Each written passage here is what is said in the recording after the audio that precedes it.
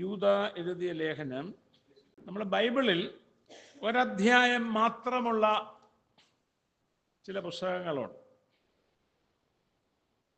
അങ്ങനെയുള്ള പുസ്തകങ്ങളിൽ ഒരു പുസ്തകമാണ്, ഒരു ലേഖനമാണ് യൂദ എഴുതിയ ലേഖനം. യേശുവിനെ കാണിച്ചു കൊടുത്ത ഇസ്കരിയത്തായ യൂദ മരിക്കുന്നതിന്, ആത്മഹത്യ ചെയ്യുന്നതിന് മുമ്പ് പെട്ടെന്ന് എഴുതിയത് കൊണ്ട് എത്ര വാക്യങ്ങളുള്ള 25 വാക്യങ്ങളുള്ള ലേഖനമായി പോയി എന്ന് എവിടെയോ പ്രസംഗിച്ച് ആരോ പ്രസംഗകൻ പ്രസംഗിച്ചു എന്ന് കേട്ടിട്ടുണ്ട്. അത് ആത്മഹത്യ ചെയ്യുന്നതിന് മുമ്പ് പെട്ടെന്ന് എഴുതിയ ലേഖനമായതുകൊണ്ടാണ് ഈ ലേഖനം ഒരധ്യായം മാത്രമുള്ള ലേഖനമായത് എന്ന് പ്രസംഗിച്ച് എവിടെയോ കേട്ടിട്ടുണ്ട്. ഇത് ആ യൂദ എഴുതിയ ലേഖനം അല്ല. ഓക്കെ, അന്നേരം ഇസ്കരിയത്തായ യൂദ എഴുതിയ ലേഖനമല്ല യൂദ എഴുതിയ ലേഖനം. അത് താൻ ആരാണ് എന്ന് അതിൻ്റെ 1-ാമത്തെ വാക്യത്തിൽ തന്നെ പറയുന്നുണ്ട്. യേശുക്രിസ്തുവിന്റെ ദാസനും യാക്കോബിന്റെ സഹോദരനുമായ യൂദ. യേശുക്രിസ്തുവിന്റെ ദാസനായ യാക്കോബിന്റെ സഹോദരനായ യൂദ എഴുതിയിരിക്കുന്ന ലേഖനം. ഇവിടെ ഈ എഴുത്തുകാരന്റെ ആ താഴ്ച, ദൈവസന്നിധിയിൽ തന്നെ വിനയപ്പെടുത്തിക്കൊണ്ട് താൻ ആരാണ് എന്ന് ദൈവജനത്തിന്റെ മുമ്പാകെ അറിയിക്കുന്ന ആ വാക്കുകൾ നമുക്കിവിടെ കാണാനായിട്ട് കഴിയും. ഞാൻ യേശുക്രിസ്തുവിന്റെ ദാസനാണ്. നമ്മുടെ ആ ദാസൻ എന്ന് പറയുമ്പോൾ നമുക്കറിയാം, ബൈബിൾ ഈ പുസ്തകം എഴുതിയ കാലഘട്ടം അടിമകളുള്ള കാലഘട്ടമാണ്. അങ്ങനെയുള്ള അടിമയെ സൂചിപ്പിക്കുന്ന ഒരു പദമാണ് നമുക്കിവിടെ കാണാനായിട്ട് കഴിയുന്നത്. ഞാൻ യേശുക്രിസ്തുവിന്റെ അടിമയാണ് എന്ന് പറഞ്ഞാൽ, അടിമ ജീവിക്കുന്നത് യജമാനന് വേണ്ടിയാണ്. അടിമയ്ക്ക് സ്വന്തമായിട്ട് ചിന്തിക്കുവാൻ, പ്രവർത്തിക്കുവാൻ, ജീവിക്കുവാൻ അനുവാദമില്ല. അവന്റെ ജീവിതം, അവന്റെ പ്രവൃത്തി, അവന്റെ എല്ലാ കാര്യങ്ങളും അവന്റെ യജമാനന് വിധേയപ്പെട്ടുകൊണ്ടായിരിക്കണം, യജമാനന് വേണ്ടിയായിരിക്കണം. എന്നാൽ ഇവിടെ ഞാൻ യേശുക്രിസ്തുവിന്റെ ദാസൻ എന്ന് പറയുമ്പോൾ താൻ ആ അർത്ഥത്തോടു കൂടെയാണ് തന്നെ ദൈവജനത്തിന്റെ മുമ്പാകെ അറിയിക്കുന്നത്. മാത്രമല്ല, യാക്കോബിന്റെ സഹോദരനുമായ യൂദ. ഈ യാക്കോബ് എന്ന് പറയുന്നത് നമ്മൾ യാക്കോബിന്റെ ലേഖനം എഴുതിയിരിക്കുന്ന ആ യാക്കോബാണ്. ബൈബിളിൽ എബ്രായർക്ക് എഴുതിയ ലേഖനം കഴിഞ്ഞ് അടുത്ത ലേഖനമാണ് യാക്കോബ് എഴുതിയ ലേഖനം. ആ ലേഖനം തുടങ്ങുന്നത് എങ്ങനെയാണ്? ദൈവത്തിൻ്റെയും കർത്താവായ യേശുക്രിസ്തുവിൻ്റെയും ദാസനായ യാക്കോബ്. ഈ യൂദ മാത്രമല്ല തന്നെ ദൈവസന്നിധിയിൽ താഴ്ത്തുന്നത്, ഈ തൻ്റെ സഹോദരനായ ആ യാക്കോബും ആ ലേഖനം എഴുതുമ്പോൾ എങ്ങനെയാ പറഞ്ഞിരിക്കുന്നത്? ദൈവത്തിൻ്റെയും കർത്താവായ യേശുക്രിസ്തുവിൻ്റെയും ദാസനായ യാക്കോബ്. അവിടെയും ഈ യാക്കോബിലും നമുക്ക് വിനയത്തിൻ്റെതായ വാക്കുകൾ കാണാനായിട്ട് കഴിയും. നമുക്കറിയാം, നമ്മൾ അപ്പോസ്തലന്മാരുടെ ലിസ്റ്റിൽ നമ്മൾ യാക്കോബിനെ കുറിച്ച് വായിക്കുന്നുണ്ട്. അപ്പോസ്തലന്മാരുടെ ലിസ്റ്റിൽ നാം യൂദയെ കുറിച്ച് വായിക്കുന്നുണ്ട്. എന്നാൽ ഈ 2 ലേഖനങ്ങളും, യാക്കോബ് എഴുതിയ ലേഖനവും യൂദ എഴുതിയ ലേഖനവും എഴുതിയിരിക്കുന്നത് നമ്മുടെ കർത്താവായ യേശുക്രിസ്തുവിന്റെ സഹോദരന്മാരാണ്. അല്ല, അപ്പോസ്തലനായ യാക്കോബ് അല്ല യാക്കോബിന്റെ ലേഖനം എഴുതിയിരിക്കുന്നത്. യാക്കോബിന്റെ ലേഖനം എഴുതിയത് യേശുക്രിസ്തുവിന്റെ സഹോദരനായ യാക്കോബാണ്. യൂദായുടെ ലേഖനം എഴുതിയത് യേശുക്രിസ്തുവിന്റെ സഹോദരനായ യൂദയാണ്. നമ്മൾ മത്തായി എഴുതിയ സുവിശേഷം അതിന്റെ 13-ാം അധ്യായം വായിക്കുമ്പോൾ, മത്തായി 13-ാം അധ്യായം അതിന്റെ 55-ാമത്തെ വാക്യം, അവിടെ നമ്മൾ ഇങ്ങനെയാണ് വായിക്കുന്നത്: ഇവൻ തച്ചന്റെ മകനല്ലയോ? ഇവന്റെ അമ്മ മറിയ എന്നവളല്ലയോ? ഇവന്റെ സഹോദരന്മാർ യാക്കോബ്, യോസെ, ശീമോൻ, യൂദ എന്നിവർ അല്ലയോ? ഇവന്റെ സഹോദരികളുമെല്ലാം നമ്മോടുകൂടെ ഇല്ലയോ? ഇവൻ ഇതൊക്കെയും എവിടെ നിന്ന് എന്ന് പറഞ്ഞ് അവങ്കൽ ഇടറിപ്പോയി. അന്നേരം കർത്താവായ യേശുക്രിസ്തുവിന്റെ ശുശ്രൂഷ അവിടെ പള്ളിയിൽ ചെന്ന് അവർക്ക് ഉപദേശിച്ചപ്പോൾ അവർ വിസ്മയിച്ച്, ഇവനീ ജ്ഞാനവും വീര്യപ്രവർത്തികളും എവിടെ നിന്ന്? ഇവൻ തച്ചന്റെ മകനല്ലയോ? ഇവന്റെ അമ്മ മറിയ എന്നവളല്ലയോ എന്ന് പറഞ്ഞിട്ട് അവന്റെ സഹോദരങ്ങളുടെ പേര് പറയുകയാ. ഇവന്റെ സഹോദരന്മാർ യാക്കോബ്, യോസെ, ശീമോൻ, യൂദ എന്നവർ അല്ലയോ? മാത്രമല്ല യോഹന്നാൻ 7-ാം അധ്യായത്തിന്റെ 5-ാം വാക്യം, യോഹന്നാൻ എഴുതിയ സുവിശേഷം 7-ാം അധ്യായത്തിന്റെ 5-ാം വാക്യത്തിൽ നമ്മൾ 1-ാം അധ്യായത്തിൽ വായിക്കുന്നുണ്ട്, അവൻ സ്വന്തത്തിലേക്ക് വന്നു, സ്വന്തമായവരോ അവനെ കൈക്കൊണ്ടില്ല. 7:5 നമ്മൾ വായിക്കുന്നു, അവന്റെ സഹോദരന്മാരും അവനിൽ വിശ്വസിച്ചില്ല. യേശുക്രിസ്തു തന്റെ പരസ്യ ശുശ്രൂഷയിൽ താനായിരുന്ന കാലഘട്ടത്തിൽ ഈ പേര് പറഞ്ഞ സഹോദരങ്ങളും കർത്താവായ യേശുക്രിസ്തുവിൽ വിശ്വസിച്ചിരുന്നില്ല. നമുക്കറിയാം, കത്തോലിക്ക സഭ അവരുടെ ബൈബിളിൽ POC ബൈബിളൊക്കെ നോക്കിയാൽ അവരുടെ ട്രാൻസ്ലേഷൻ വളരെ കറക്റ്റാണ്. പക്ഷെ അവരുടെ ഉപദേശം, അവരുടെ വ്യാഖ്യാനം തികച്ചും തെറ്റാണ്. ഉദാഹരണത്തിന് മത്തായി 16-ാം അധ്യായത്തിന്റെ 18-ാം വാക്യത്തിൽ, നീ പത്രോസാകുന്നു, ഈ പാറമേൽ ഞാൻ എൻ്റെ സഭയെ പണിയും എന്ന് പറഞ്ഞ ട്രാൻസ്ലേഷൻ, അതിൽ അവർ തിരിമറിയൊന്നും കാണിച്ചിട്ടില്ല. എന്നാൽ ആ വാക്യം വിശദീകരിക്കുമ്പോൾ അവർ പറയുന്നത് എങ്ങനെയാ? പത്രോസേ, നീ പാറയാകുന്നു, നിന്മേൽ ഞാൻ എൻ്റെ സഭയെ പണിയുമെന്നാണ്. അന്നേരം ഈ 13:55 അങ്ങനെയുള്ള വാക്യങ്ങളും ഒക്കെ കറക്റ്റാണ്.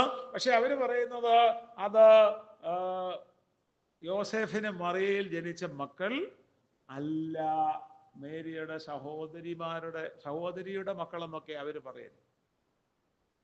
അന്നേരം അതിന് കത്തോലിക്ക സഭ അവർ കൊണ്ടുവന്നിരിക്കുന്ന പല ഉപദേശങ്ങളുണ്ട്. അതിലൊരു ഉപദേശമാണ് അമലോത്ഭവ. മറിയയെ കുറിച്ച് അവർ വിശേഷിപ്പിക്കുന്ന ഒരു ഉപദേശമാണ്, മറിയ ആരാ? അമലോത്ഭവ, ഇമ്മാക്കുലേറ്റ് കൺസെപ്ഷൻ ഓഫ് മേരി.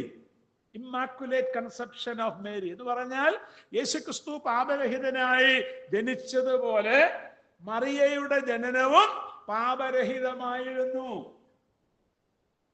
യേശുക്രിസ്തു പാപരഹിതനായി ജനിച്ചതുപോലെ മറിയയുടെ ജനനവും പാപരഹിതമായിരുന്നു. അമലോത്ഭവ. അത് വേദപുസ്തകം പഠിപ്പിക്കുന്ന ഉപദേശം അല്ല, അത് കത്തോലിക്ക സഭയുടെ ഉപദേശമാണ്. അതിന്റെ വ്യക്തമായ തെളിവെന്താ? ദൂതൻ എന്താ മറിയോട് പറഞ്ഞത്? കൃപ ലഭിച്ചവളെ, നിനക്ക് വന്ദനം. യെശയ്യാവ് 7:14 നമ്മൾ വായിക്കുന്ന, കന്യകഗർഭിണിയായ ഒരു മകനെ പ്രസവിക്കും, അവന് ഇമ്മാനുവേൽ എന്ന് പേർ വിളിക്കും. ആ പ്രവചനം യെശയ്യാവ് മുഖാന്തരം ദൈവജനത്തിന് നൽകിയ കാലം മുതൽ ഇസ്രായേൽ മക്കളുടെ മധ്യത്തിലെ കന്യകമാർ മശിഹ എന്നിലൂടെ ജനിക്കണമെന്ന് പറഞ്ഞ് കാത്തിരിക്കുകയായിരുന്നു. അന്നേരം അങ്ങനെ കാത്തിരിക്കുന്ന കാലഘട്ടത്തിലാണ് മറിയയ്ക്ക് ദൂതൻ പ്രത്യക്ഷനായിട്ട് പറഞ്ഞു, കൃപ ലഭിച്ചവളെ, നിനക്ക് വന്ദനം. കൃപ എന്ന് പറഞ്ഞാൽ അതിന്റെ അർത്ഥം എന്താ? Unmerited favour. യോഗ്യതയില്ലാത്ത സ്ഥാനത്ത് ദൈവം കാണിക്കുന്ന സ്നേഹമാണ് ദൈവത്തിന്റെ കൃപ. അന്നേരം അന്നത്തെ സമൂഹത്തിലുള്ള മറ്റേത് കന്യകമാരെ പോലെ പാപത്തിൽ ജനിച്ച് ജീവിച്ച ഒരു യുവതിക്ക് ദൈവത്തിന്റെ കൃപ ലഭിച്ചു.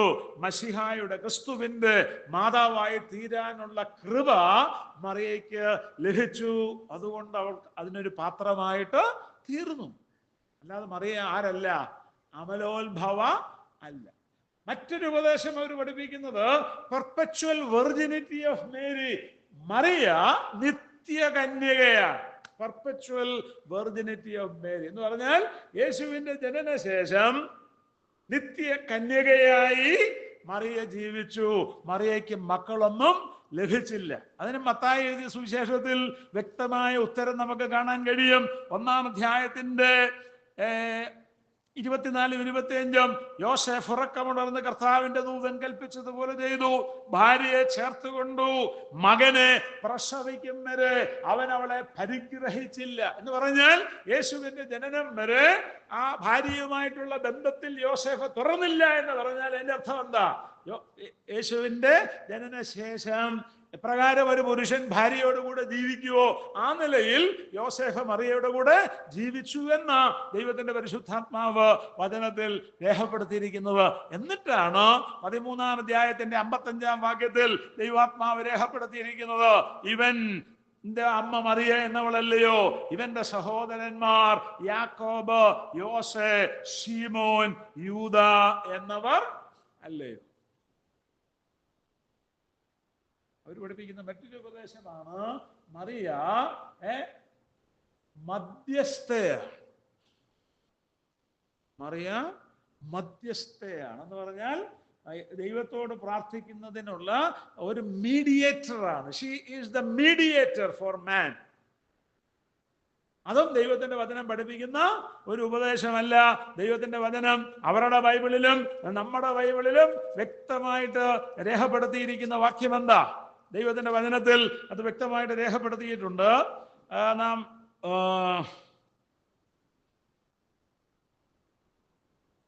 1 തിമോത്തിയോസ് 2-ാം അധ്യായം അതിന്റെ 5-ാം വാക്യം, ദൈവം ഒരുവനല്ലോ, ദൈവത്തിനും മനുഷ്യർക്കും മധ്യസ്ഥനും ഒരുവൻ, എല്ലാവർക്കും വേണ്ടി മറുവിലയായി തന്നെത്താൻ കൊടുത്ത മനുഷ്യനായ ക്രിസ്തുയേശു തന്നെ. ദൈവം ഒരുവനാണ്, ദൈവത്തിനും മനുഷ്യർക്കും മധ്യസ്ഥനും ഒരുവനാണ്, എല്ലാവർക്കും വേണ്ടി മറുവിലയായി തന്നെ കൊടുത്ത മനുഷ്യനായ ക്രിസ്തുയേശു തന്നെ. ഏക മധ്യസ്ഥൻ കർത്താവായ യേശു ക്രിസ്തു. അതോടൊപ്പം അവർ പഠിപ്പിക്കുന്ന മറ്റൊരു ഉപദേശമാണ് സഹരക്ഷക എന്ന് പറഞ്ഞാൽ മനുഷ്യന്റെ രക്ഷയ്ക്ക് മറിയയ്ക്കും ഒരു പങ്കുണ്ട് എന്നുള്ള ഒരു ദുരുപദേശമാണ്. ഈ അടുത്ത സമയത്ത് ഇപ്പോഴത്തെ നിലവിലുള്ള പോപ്പ് അല്ലേ, ലിയോപോളോ, ഇപ്പോഴത്തെ നിലവിലുള്ള പോപ്പ് തൻ്റെ കൽപ്പന ഇറക്കിയിട്ടുണ്ട്. കത്തോലിക്ക സഭ ഇതുവരെ വിശ്വസിച്ചതുപോലെ മറിയ സഹരക്ഷക അല്ല. യേശുക്രിസ്തു മാത്രമാണ് രക്ഷകൻ. യേശുക്രിസ്തു മാത്രമാണ് പാപികൾക്ക് വേണ്ടി മരിച്ചടക്കപ്പെട്ട് ഉയർത്തെഴുന്നേറ്റത്. യേശുക്രിസ്തുവിലുള്ള വിശ്വാസത്താൽ മാത്രമാണ് ഒരു പാപിക്ക് രക്ഷ നേടുവാനായിട്ട് കഴിയുന്നത്. ഇതുവരെ കത്തോലിക്ക സഭയിലെ പഴയ പോപ്പുമാരൊക്കെ പഠിപ്പിച്ചത് എന്താ, I am also the way, the truth and the life എന്നാ. ഞാനും വഴിയും സത്യവും ജീവനുമാകുന്നു എന്ന് അവർ പഠിപ്പിച്ചത്. ബൈബിളിൽ എന്താ പറഞ്ഞിരിക്കുന്നത്? I am the way, the truth and the life. ഞാൻ തന്നെ വഴിയും സത്യവും ജീവനുമാണ്. ഞാൻ തന്നെ. യേശുക്രിസ്തു മാത്രമാണ് രക്ഷകൻ. അതുകൊണ്ടാ പത്രോസ് പറഞ്ഞത് മറ്റൊരുത്തിലും രക്ഷയില്ല, നാം രക്ഷിക്കപ്പെടുവാൻ ആകാശത്തിന്റെ കീഴിൽ മനുഷ്യരുടെ നൽകപ്പെട്ട ഈ യേശുവിന്റെ നാമമല്ലാതെ വേറെ ഒരു നാമം ഇല്ലേ ഇല്ല. പോപ്പനൊക്കെ പറഞ്ഞെങ്കിൽ ഇത് എത്ര പേര് കത്തോലിക്ക സഭയെ മനസ്സിലാക്കിയിട്ടുണ്ടെന്നുള്ളത് അറിയത്തില്ല. അതുപോലെ തന്നെ മറ്റൊരു ഉപദേശമാണ് യേശുക്രിസ്തു സ്വർഗാരോഹണം ചെയ്തതുപോലെ മറിയയും സ്വർഗാരോഹണം ചെയ്തു. Assumption of Mary. ഇതെല്ലാം കാലാകാലങ്ങളിൽ കത്തോലിക്ക സഭ കൊണ്ടുവന്ന ദുരുപദേശങ്ങളാണ്. നമ്മൾ ഇവിടെ വായിച്ചത് എന്താ? 13-ന്റെ 55-ാം വാക്യം, ഇവന്റെ സഹോദരന്മാർ യാക്കോബ്, യോസെ, ശീമോൻ, യൂദ എന്നിവർ. യൂദായുടെ ലേഖനം എഴുതിയ യൂദയും യാക്കോബിന്റെ ലേഖനം എഴുതിയ യാക്കോബും അവര് അപ്പോസ്തലന്മാരല്ല, അവർ യേശുക്രിസ്തുവിന്റെ സഹോദരന്മാരാണ്. നമ്മൾ യോഹന്നാൻ 7:5 വായിച്ചു, അവന്റെ സഹോദരന്മാരും അവനിൽ വിശ്വസിച്ചില്ല. പിന്നെ എപ്പോഴാണ് അവര് വിശ്വസിച്ചത്? 1 കൊരിന്ത്യർ 15-ാം അധ്യായത്തിൽ നമ്മൾ വായിക്കുന്നുണ്ട്.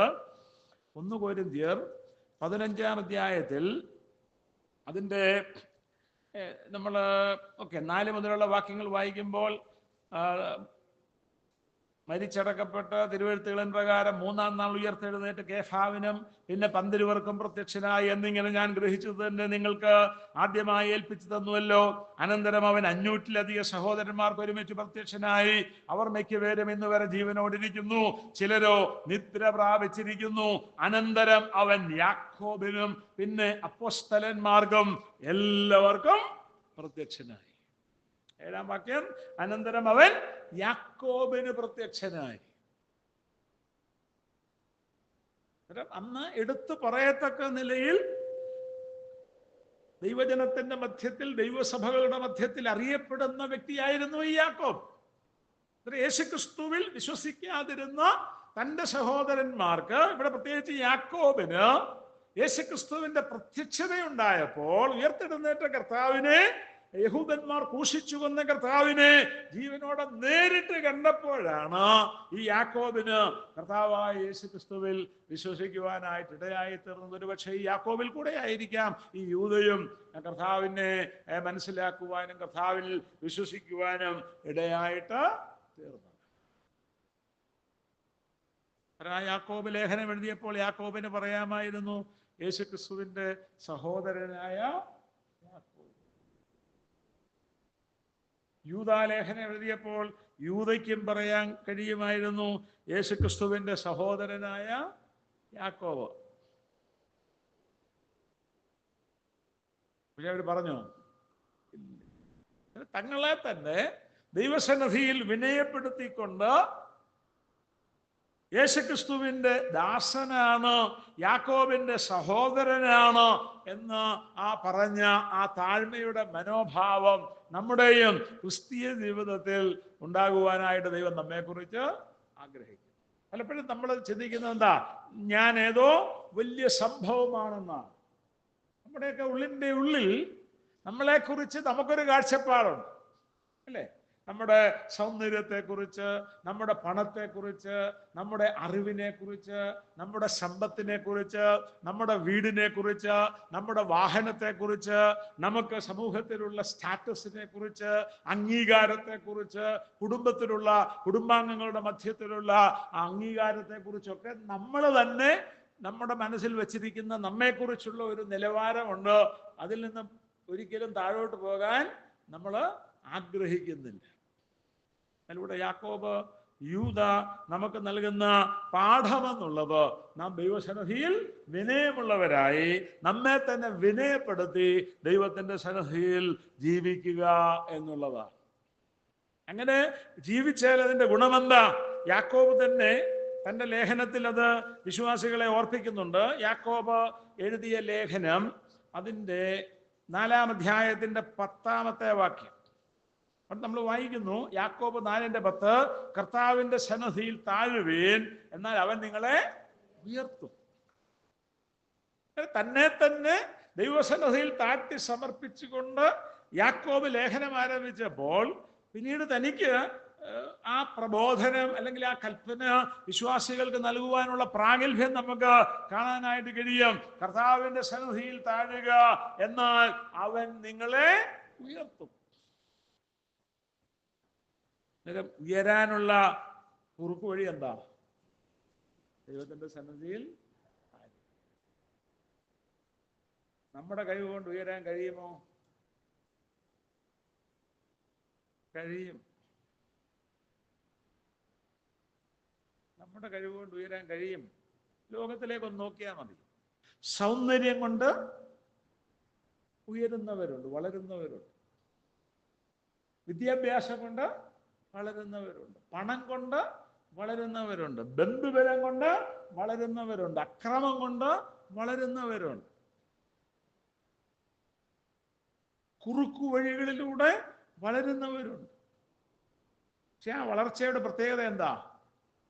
നമ്മുടെ സ്വന്തം കഴിവ് കൊണ്ട് നമ്മൾ വളർന്നാൽ, അല്ലെങ്കിൽ കുറുക്കു വഴികളിലൂടെ നമ്മൾ വളർന്നാൽ, ആരെങ്കിലും നമ്മെ തള്ളി താഴെ ഇടും. ഇനി ആരും തള്ളി താഴെ ഇട്ടില്ലെങ്കിൽ ദൈവം തള്ളി താഴെ ഇടും. എന്നാൽ നാം ദൈവത്തിന്റെ, പത്രോസിന്റെ ലേഖനത്തിൽ പത്രോസ് ഓർപ്പിക്കുന്നത് പോലെ, നാം ദൈവത്തിന്റെ ബലമുള്ള കൈക്കീഴ് താണിരുന്നാൽ തക്ക സമയത്ത് അവിടുന്ന് നമ്മെ ഉയർത്തും.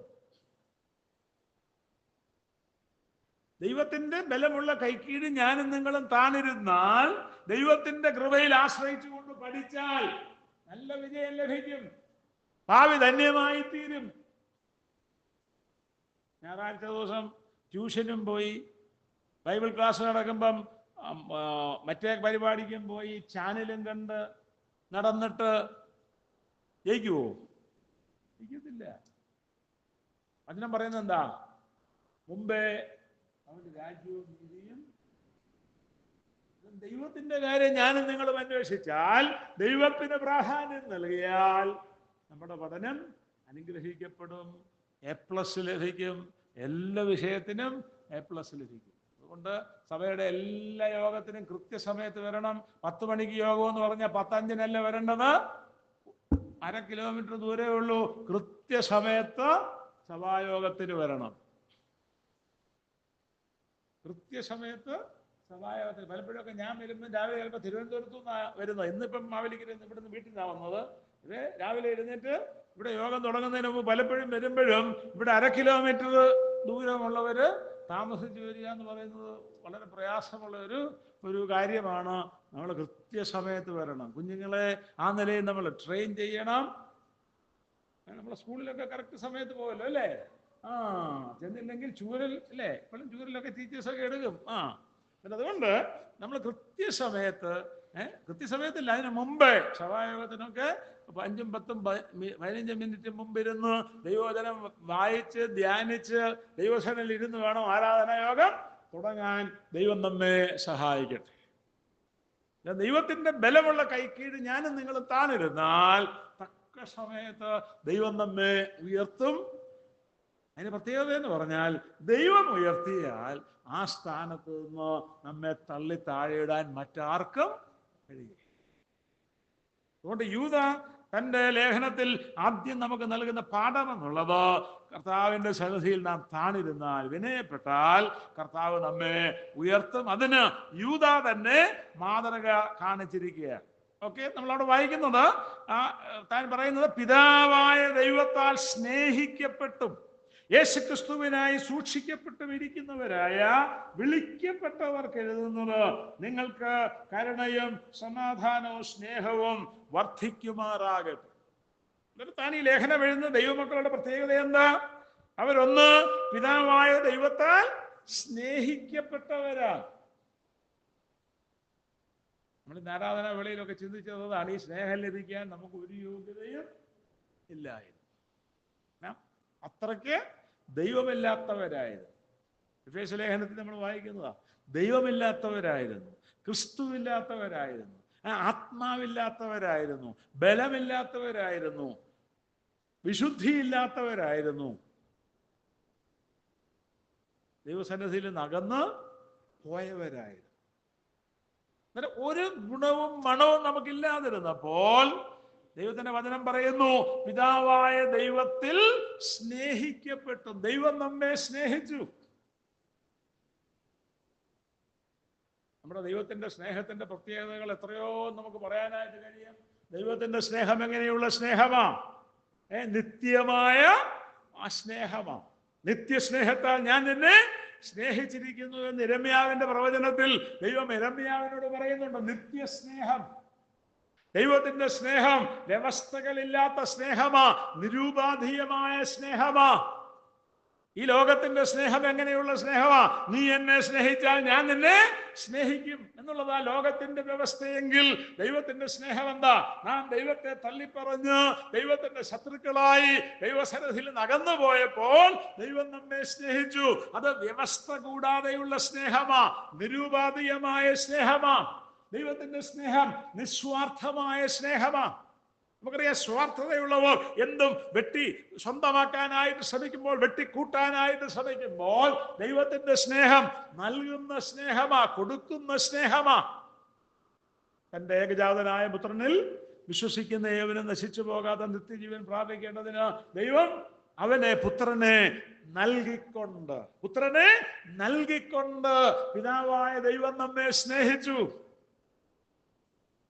ഇന്നത്തെ ലോകത്തിലെ സ്നേഹങ്ങൾ വ്യാജമുള്ള സ്നേഹമായിരിക്കുമ്പോൾ, വേദപുസ്തകം പറയുന്ന റോമാലേഖനം 12-ാം അധ്യായത്തിൽ നമ്മൾ വായിക്കുന്നു, നിർവ്യാജ സ്നേഹം.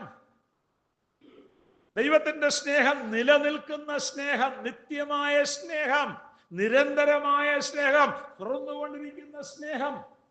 ക്രിസ്തുവിന്റെ സ്നേഹത്തെ കുറിച്ച് പറയുമ്പോൾ ദൈവസഭയെ പോറ്റി പുലർത്തുന്ന എന്ന് പറഞ്ഞാൽ തുടർമാനമായി ദൈവസഭയുടെ ആവശ്യം അറിഞ്ഞ് നിരന്തരമായി ദൈവസഭയെ പുലർത്തുന്ന ക്രിസ്തുവിന്റെ സ്നേഹമുള്ളവരായി നാം ജീവിക്കണം. മാത്രമല്ല, ദൈവത്തിന്റെ സ്നേഹം നിസ്സീമമാ. അതിന്റെ നീളവും വീതിയും ആഴവും ഉയരവും ഇതുവരെ ആർക്കും മനസ്സിലാക്കാനായിട്ട് കഴിയാത്ത നിലയിലുള്ള സ്നേഹമാ. മാത്രമല്ല, അത് നിത്യമായ സ്നേഹം. എന്ന് പറഞ്ഞാൽ എന്താ? ഈ കർത്താവ് നമ്മെ സ്നേഹിച്ചതുപോലെ, ദൈവം നമ്മെ സ്നേഹിച്ചതുപോലെ വേറെ ആരും സ്നേഹിച്ചിട്ടില്ല. ദൈവത്തിന്റെ സ്നേഹം നിത്യമായ സ്നേഹം, നിരുപാധികമായ സ്നേഹം, നിസ്വാർത്ഥമായ സ്നേഹം, നിർവ്യാജമായ സ്നേഹം, നിലനിൽക്കുന്ന സ്നേഹം, നിസ്സീമമായ സ്നേഹം, നിത്യമായ സ്നേഹം. കാൺമീൻ, നാം ദൈവമക്കൾ എന്ന് വിളിക്കപ്പെടുവാൻ പിതാവ് എത്ര വലിയ സ്നേഹം നൽകിയിരിക്കുന്നു. നമ്മൾ ദൈവത്താൽ സ്നേഹിക്കപ്പെട്ടവരെന്ന് പറയുമ്പോൾ അവിടെ നമുക്കൊരു ഉത്തരവാദിത്തമുണ്ട്. എന്താ കർത്താവ് പറഞ്ഞത്? യോഹന്നാൻ 13-ാം അധ്യായം, യോഹന്നാൻ 13-ന്റെ 34-35 വാക്യങ്ങൾ. നിങ്ങൾ തമ്മിൽ തമ്മിൽ സ്നേഹിക്കണമെന്ന് പുതിയൊരു കൽപ്പന ഞാൻ നിങ്ങൾക്ക് തരുന്നു. ഞാൻ നിങ്ങളെ സ്നേഹിച്ചതുപോലെ നിങ്ങളും തമ്മിൽ തമ്മിൽ സ്നേഹിക്കണമെന്ന് തന്നെ. ദൈവത്തിന്റെ സ്നേഹം വ്യക്തിപരമായി അനുഭവിക്കുന്ന ദൈവമക്കൾ, പിതാവായ ദൈവം നമ്മെ സ്നേഹിച്ചു, പുത്രനായ ദൈവം നമ്മെ സ്നേഹിച്ചു, ഇപ്പോഴും സ്നേഹിച്ചുകൊണ്ടിരിക്കുന്നു. വെളിപ്പാട് പുസ്തകത്തിൽ എന്താ വായിക്കുന്നത്? വെളിപ്പാട് പുസ്തകം 1:6, നമ്മെ സ്നേഹിക്കുന്നവനും നമ്മുടെ പാപം പോക്കി നമ്മെ തന്റെ രക്തത്താൽ വിടുവിച്ച് തന്റെ പിതാവായ ദൈവത്തിന് നമ്മെ രാജ്യവും പുരോഹിതന്മാരും ആക്കി തീർത്തവനുമായവന് എന്നേക്കും മഹത്വവും ബലവും ആമേൻ. നമ്മെ സ്നേഹിച്ചവനെന്നല്ല, നമ്മെ സ്നേഹിക്കുന്നവൻ. One who is loving us, continuously loving us. ഒരിക്കൽ സ്നേഹിച്ച് നമുക്ക് വേണ്ടി ജീവൻ തന്നവൻ മാത്രമല്ല, ഇന്നും നമ്മെ കരുതുന്നവനാണ്. അന്നേരം വിശ്വാസികളെ യൂദ ഓർപ്പിക്കുന്നു, പിതാവായ ദൈവത്താൽ സ്നേഹിക്കപ്പെട്ടവർ, പിതാവായ ദൈവത്താൽ മാത്രമല്ല പുത്രനായ ദൈവത്താൽ സ്നേഹിക്കപ്പെട്ടുകൊണ്ടിരിക്കുന്നവർ. നമ്മുടെ ഉത്തരവാദിത്തം എന്താ? ആ സ്നേഹത്തെ നന്ദിയോടെ നമ്മൾ ഓർക്കണം. മാത്രമല്ല, കർത്താവ് പറഞ്ഞു, ഞാൻ നിങ്ങളെ സ്നേഹിച്ചതുപോലെ നിങ്ങൾ തമ്മിൽ തമ്മിൽ സ്നേഹിക്കണം. ഒരു സ്ഥലം സഭയിൽ കൂടി വന്ന് ദൈവത്തെ ആരാധിക്കുന്നവരുടെ സ്നേഹം കണ്ടിട്ടാണ്, ബ്രദറൻ പ്രസ്ഥാനത്തിന്റെ ആരംഭ നാളുകളിൽ അന്ന് കൂടി വന്ന ദൈവജനത്തിന്റെ ആ സ്നേഹം കണ്ടിട്ടാണ് അന്ന് നമ്മളെ എന്ത് വിളിച്ചത്? ബ്രദറൻ, സഹോദരന്മാരെന്ന്. ഇന്നും ആ നിലയിലുള്ള സ്നേഹം നമ്മുടെ ജീവിതത്തിൽ ഉണ്ടായിരിക്കണം. ഇനി ആരെങ്കിലും സ്നേഹിക്കാൻ പ്രയാസമാണെങ്കിൽ ബൈബിളിൽ പറഞ്ഞിട്ടുണ്ട്, നിങ്ങളുടെ ശത്രുക്കളെ സ്നേഹിപ്പിക്കും. നീ ശത്രുവായിട്ട് കാണുകയാണെങ്കിലും വെറുക്കാനല്ല ബൈബിൾ പറയുന്നത്, പിന്നെന്താ? സ്നേഹിക്കാനാ കർത്താവ്. അതുകൊണ്ട് അന്യോന്യം സ്നേഹമുള്ളവരായി, ദൈവിക സ്നേഹമുള്ളവരായി, ദൈവസ്നേഹം അനുഭവിച്ചവര് ജീവിക്കണമെന്ന് ദൈവത്തിന്റെ പരിശുദ്ധാത്മാവ് ഇന്ന് രാവിലെ നമ്മെ ഓർപ്പിക്കുന്നു. മാത്രമല്ല, യേശുക്രിസ്തുവിനായി സൂക്ഷിക്കപ്പെട്ടു മരിക്കുന്നവര്. രക്ഷിക്കപ്പെട്ട ദൈവമക്കളുടെ രണ്ടാമത്തെ പ്രത്യേകതയായിട്ട് യൂദ ഓർപ്പിക്കുന്നത്, അവർ യേശുക്രിസ്തുവിനായി സൂക്ഷിക്കപ്പെട്ടു മരിക്കുന്നവരാണ്. അത് വെറുതെ പറഞ്ഞങ്ങ് പോകുകയല്ല. തന്റെ ലേഖനം അവസാനിക്കുമ്പോൾ നോക്കി 24-ാം വാക്യം, വീഴാതെ വണ്ണം നിങ്ങളെ സൂക്ഷിച്ച് തന്റെ മഹിമാസന്നിധിയിൽ കളങ്കമില്ലാത്തവരായി ആനന്ദത്തോടെ നിർത്തുവാൻ ശക്തിയുള്ളവന്, നമ്മുടെ കർത്താവായ യേശുക്രിസ്തു മുഖാന്തരം നമ്മുടെ രക്ഷിതാവായ ഏക ദൈവത്തിന് തന്നെ സർവകാലത്തിന് മുമ്പും ഇപ്പോഴും സദാകാലത്തോളവും തേജസ്സും മഹിമയും ബലവും അധികാരവും ഉണ്ടാകുമാറാകട്ടെ. അത് നമ്മുടെ ദൈവം എങ്ങനെയുള്ള ദൈവമാ? നമ്മെ വീഴാതെ വണ്ണം സൂക്ഷിക്കുന്നവനാണ്. തന്റെ മഹിമാസന്നിധിയിൽ കളങ്കമില്ലാത്തവരായി നമ്മെ നിർത്തുവാൻ ശക്തിയുള്ളവനാണ്. നാം ദൈവത്താൽ യേശുക്രിസ്തുവിനായി സൂക്ഷിക്കപ്പെട്ടു മരിക്കുന്നവരാണ്.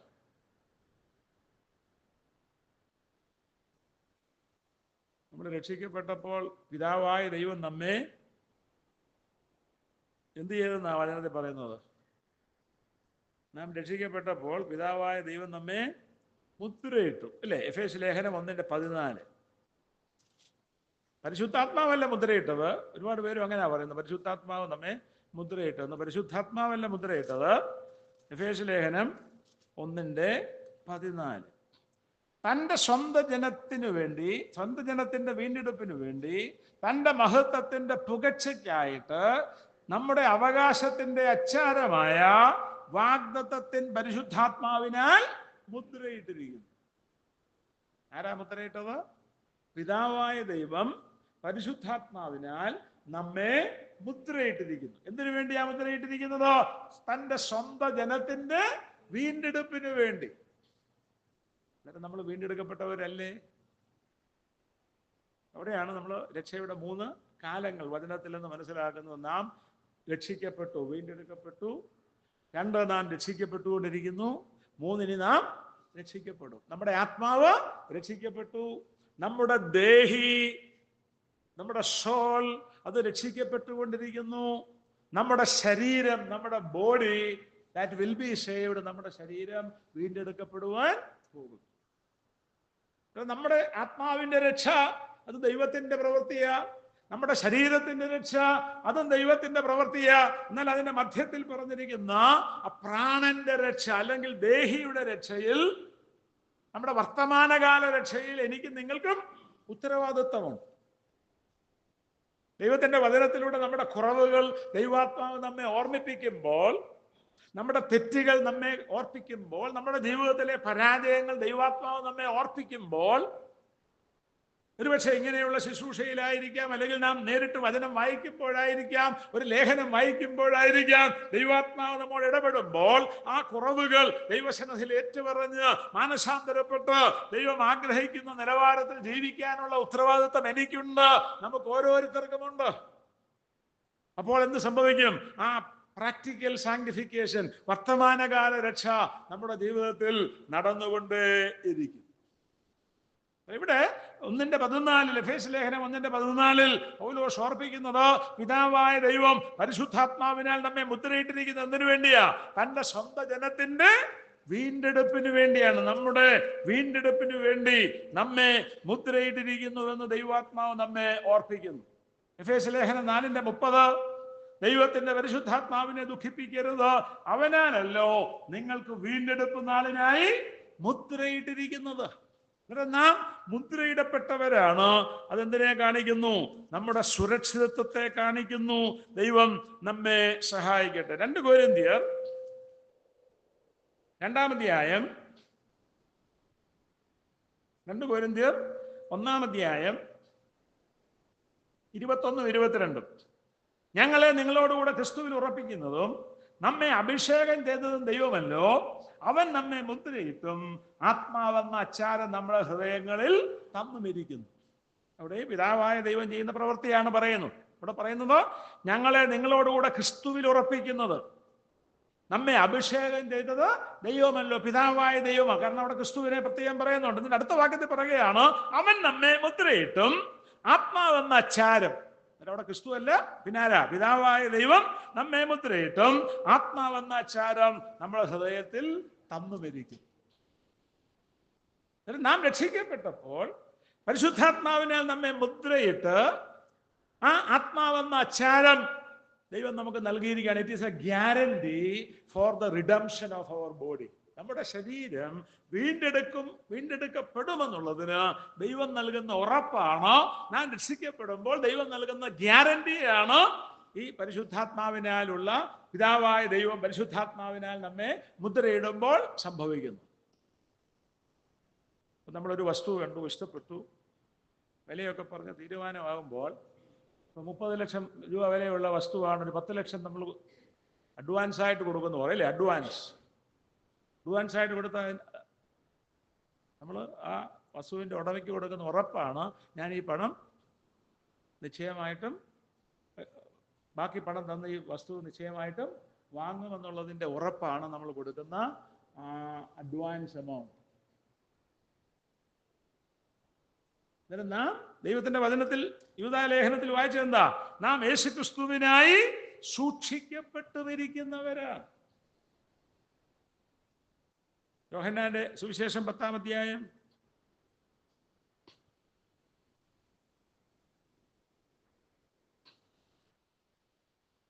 28-29 വാക്യങ്ങൾ. ഞാൻ അവയ്ക്ക് നിത്യജീവൻ കൊടുക്കുന്നു, അവ ഒരു നാളും നശിച്ചു പോകുകയില്ല, ആരും അവയെ എൻ്റെ കയ്യിൽ നിന്ന് പിടിച്ചു പറിക്കുകയും ഇല്ല.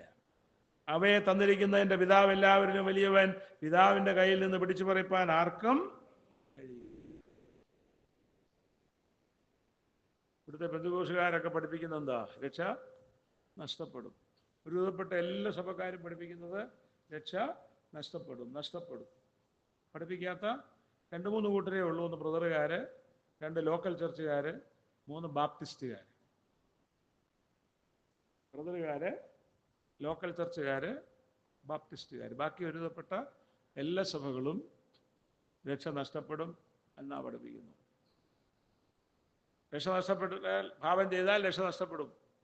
പിന്നെ അവരുടെ ഉപദേശം അനുസരിച്ച് പിന്നെ വീണ്ടും മാനസാന്തരത്തിലേക്ക് പുതുക്കാൻ കഴിയത്തില്ല എന്ന് പറഞ്ഞാൽ, ഈ പറയുന്നവർക്കൊന്നും എന്തില്ലെന്നാ? അവരുടെ ഉപദേശം അനുസരിച്ച് രക്ഷ നഷ്ടപ്പെട്ടാൽ പിന്നെ രക്ഷിക്കപ്പെടാൻ കഴിയത്തില്ലെന്ന ഒരു വിധത്തിൽ അവർ പഠിപ്പിക്കുന്നത്. അവരുടെ ഉപദേശം ശരിയാണെങ്കിൽ അവർക്കൊന്നും ഇപ്പൊ എന്തില്ല? രക്ഷയില്ല. ദൈവത്തിന്റെ വചനത്തിന്റെ ഉപദേശം അതല്ല. നമുക്ക് ലഭിക്കുന്ന ജീവൻ എങ്ങനെയുള്ള ജീവനാ? It is the everlasting life, eternal life, നിത്യജീവൻ. ഞാൻ അവയ്ക്ക് നിത്യജീവൻ കൊടുക്കുന്നു. ഞാൻ നല്ല ഇടയനാകുന്നു, നല്ല ഇടയൻ ആടുകൾക്ക് വേണ്ടി തന്റെ ജീവനെ കൊടുക്കുന്നു എന്ന് പറഞ്ഞിട്ട് ഇവിടെ നമ്മൾ വായിച്ച ഭാഗത്ത് എന്താ പറഞ്ഞിരിക്കുന്നത്? 28-ാം വാക്യം, ഞാൻ അവയ്ക്ക് നിത്യജീവൻ കൊടുക്കുന്നു, അവ ഒരു നാളും നശിച്ചു പോകുകയില്ല, ആരും അവയെ എൻ്റെ കയ്യിൽ നിന്ന് പിടിച്ചു പറിക്കുകയുമില്ല എന്ന് പറഞ്ഞിട്ട് അടുത്ത വാക്യത്തിൽ പറയുകയാണ്, എൻ്റെ പിതാവിന്റെ കയ്യിൽ നിന്നും പിടിച്ചു പറിപ്പാൻ ആർക്കും.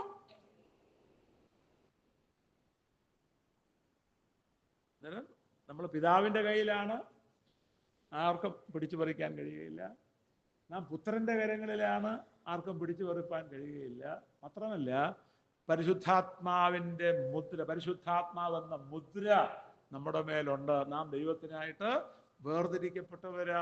നമ്മുടെ ഈ ശരീരത്തിന്റെ വീണ്ടെടുപ്പ് സാധിക്കും എന്നുള്ളത്, കർത്താവായ യേശുക്രിസ്തുവിന്റെ വരവെങ്കിൽ നമ്മുടെ ശരീരവും വീണ്ടെടുക്കപ്പെടുമെന്നുള്ളതിന് ദൈവം നൽകിയിരിക്കുന്ന ഉറപ്പാണ്. അതുകൊണ്ട് നമുക്ക് ഉത്തരവാദിത്തമില്ലെന്നല്ല. നേരത്തെ പറഞ്ഞു, നമ്മുടെ ആത്മാവിന്റെ രക്ഷ ദൈവത്തിന്റെ പ്രവൃത്തിയാണ്, നമ്മുടെ ശരീരത്തിന്റെ വീണ്ടെടുപ്പ് ദൈവത്തിന്റെ പ്രവൃത്തിയാണ്. അതിൽ നമ്മളൊന്നും ചെയ്യേണ്ട കാര്യം ഇല്ല. എന്നാൽ നമ്മുടെ വർത്തമാനകാല രക്ഷയിൽ, പ്രായോഗിക രക്ഷയിൽ, അനുദിന ജീവിതത്തിൽ വരുന്ന കുറവുകൾ ദൈവാത്മാവ് നമ്മെ ഓർപ്പിക്കുമ്പോൾ അത് ഏറ്റുപറഞ്ഞ്, ദൈവസഭയിൽ ഏറ്റുപറയേണ്ടതാണെങ്കിൽ ദൈവസഭയിൽ ഏറ്റുപറഞ്ഞ്, വ്യക്തിപരമായി ദൈവത്തോട് ഏറ്റുപറയേണ്ടതാണെങ്കിൽ ദൈവത്തോട് ഏറ്റുപറഞ്ഞ്, നീ നാം ഒരു വിശ്വാസിയോട്, സഹോദരനോട്, സഹോദരിയോട് തെറ്റ് ചെയ്ത് ആ വ്യക്തി ആ തെറ്റ് മനസ്സിലാക്കിയെങ്കിൽ ആ വ്യക്തിയോട് അത് ഏറ്റുപറഞ്ഞ് ദൈവം ആഗ്രഹിക്കുന്ന നിലയിൽ മുൻപോട്ട് ജീവിക്കുവാൻ ദൈവം നമ്മെക്കുറിച്ച് ആഗ്രഹിക്കുന്നു. അതിൽ 1, നാം ദൈവത്താൽ സ്നേഹിക്കപ്പെട്ടവരാണ്. 2, യേശുക്രിസ്തുവിനായി സൂക്ഷിക്കപ്പെട്ടവരാണ്. 3, നാം വിളിക്കപ്പെട്ടവരാണ്. അല്ലേ? അതാ നമ്മൾ വായിക്കുന്നത്, വിളിക്കപ്പെട്ടവർക്ക് എഴുതുന്നത്.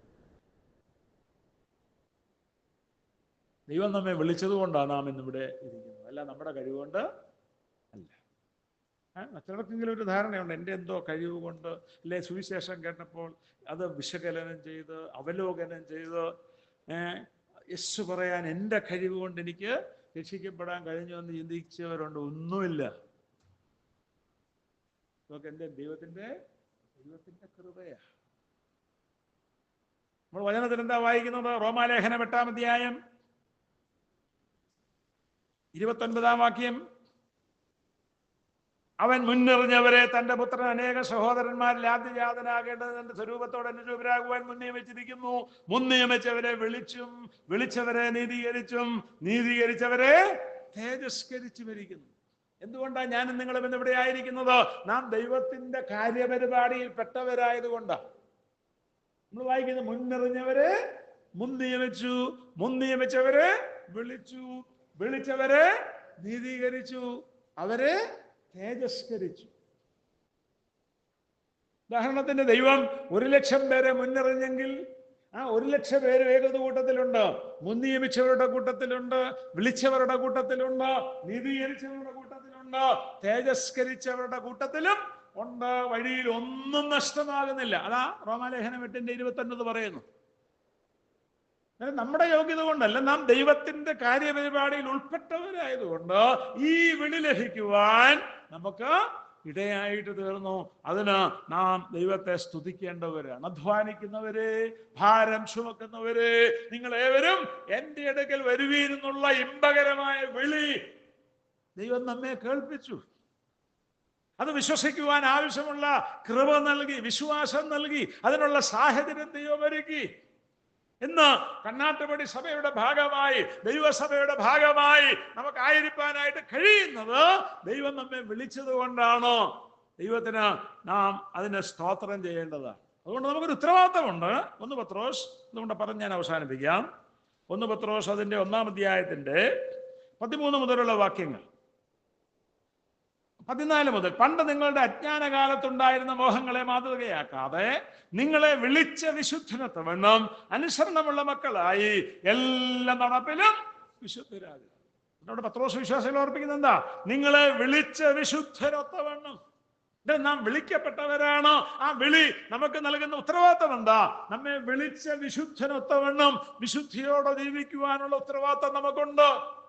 നമ്മുടെ മാതൃക ദൈവമാണ്. ഞാൻ വിശുദ്ധനാകയാൽ നിങ്ങളും വിശുദ്ധരായിരിപ്പീൻ. നാം ദൈവത്താൽ സ്നേഹിക്കപ്പെട്ടവരാണ്. നാം ദൈവത്താൽ സൂക്ഷിക്കപ്പെട്ടിരിക്കുന്നവരാണ്.